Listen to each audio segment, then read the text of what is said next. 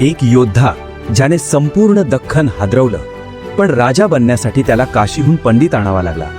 प्रश्न आहे, सिंहासन मिळवण्यासाठी इतकं सगळं का करावं लागलं? 1674 साल, दख्खनमध्ये राजकीय वादळ सुरू होतं.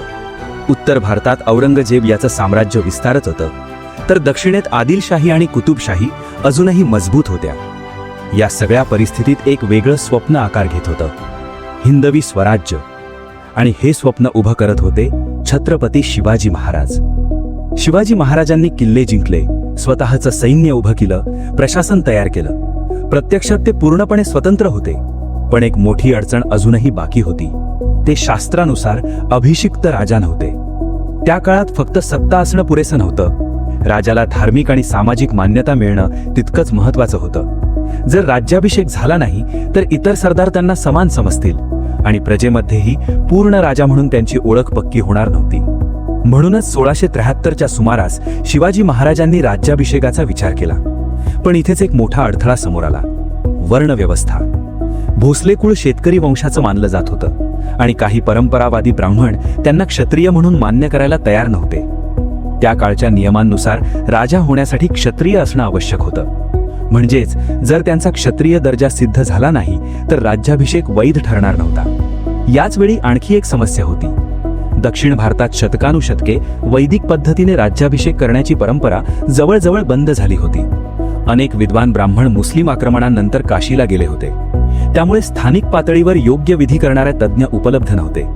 म्हणजेच राज्याभिषेकासाठी आवश्यक ज्ञानच इथे उरलं नव्हतं. इथे शिवाजी महाराजांनी अत्यंत दूरदृष्टीने निर्णय घेतला. त्यांनी ठरवलं, जर ज्ञान इथे नाही तर आपण ते बाहेरून आणू.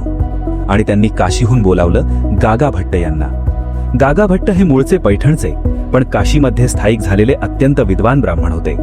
त्यांना वेद, शास्त्र आणि राज्याभिषेकाच्या विधींचं सखोल ज्ञान होतं. आता पुढचा टप्पा होता, शिवाजी महाराजांना क्षत्रिय म्हणून सिद्ध करणं.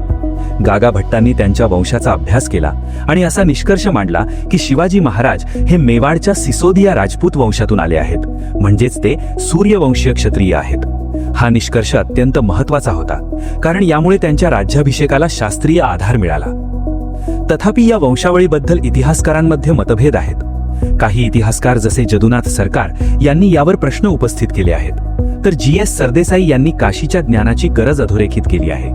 म्हणजेच ही वंशावळ पूर्णपणे ऐतिहासिक होती की राजकीय गरज म्हणून तयार केली गेली याबद्दल निश्चित उत्तर नाही. पण एक गोष्ट स्पष्ट आहे, शिवाजी महाराजांना वैधता मिळवणं अत्यावश्यक होतं. मे 1674 मध्ये राज्याभिषेकाची तयारी सुरू झाली. सर्वप्रथम शिवाजी महाराजांना यज्ञोपवीत संस्कार करण्यात आला. त्यानंतर पुनर्विवाह आणि प्रायश्चित्त विधी करण्यात आले. हे सगळे शास्त्रानुसार आवश्यक होतं, जेणेकरून त्यांचा राज्याभिषेक पूर्णपणे वैध ठरेल. त्याचबरोबर मोठ्या प्रमाणात दानही देण्यात आलं, ज्यातून सामाजिक आणि धार्मिक समर्थन मजबूत करण्यात आलं. आणि मग आला तो ऐतिहासिक दिवस, 6 जून 1674. रायगड किल्ला, सह्याद्रीच्या डोंगरात वसलेली स्वराज्याची राजधानी सज्ज झाली होती. सुमारे 50,000 लोक या सोहळ्यासाठी जमले होते. संपूर्ण भारतातील 7 पवित्र नद्यांचं पाणी, गंगा, यमुना, सिंधू, नर्मदा, गोदावरी, कृष्णा आणि कावेरी एकत्र आणलं गेलं होतं. गागा भट्टांनी मंत्रोच्चार सुरू केले. सोनेरी घड्यातील पवित्र पाणी शिवाजी महाराजांच्या डोक्यावर ओतलं गेलं. त्या क्षणी ते फक्त एक पराक्रमी योद्धा नव्हते, ते अधिकृतपणे छत्रपती शिवाजी महाराज झाले. क्षत्रिय कुलावतंस सिंहासनाधीश्वर हा त्यांचा पदवीने गौरव झाला. हा क्षण फक्त एका व्यक्तीचा नव्हता, तर संपूर्ण स्वराज्याचा होता. पण गोष्ट इथेच थांबली नाही. राज्याभिषेकानंतर लवकरच जिजाबाईंचं निधन झालं. काही लोकांनी याला अपशकुन मानलं आणि ज्योतिषीय दोषांबद्दल चर्चा सुरू झाली. त्यामुळे 24 सप्टेंबर 1674 रोजी दुसरा राज्याभिषेक करण्यात आला. यावेळी निश्चलपुरी गोस्वामी यांनी तांत्रिक पद्धतीने विधी केले. यामुळे सर्व आक्षेप दूर करण्याचा प्रयत्न करण्यात आला.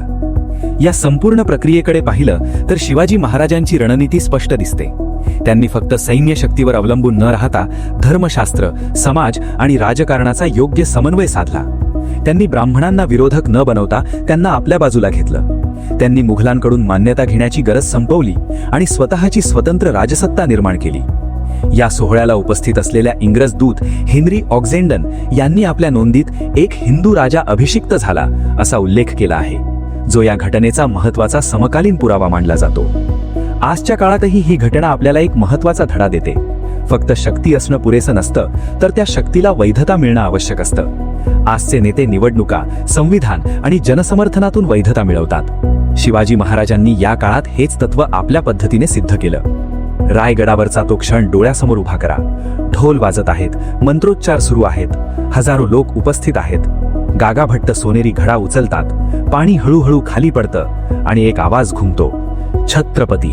जर तुम्हाला हा व्हिडिओ आवडला असेल तर व्हिडिओला नक्की लाईक करा, शेअर करा आणि चॅनलला सबस्क्राईब करायला विसरू नका.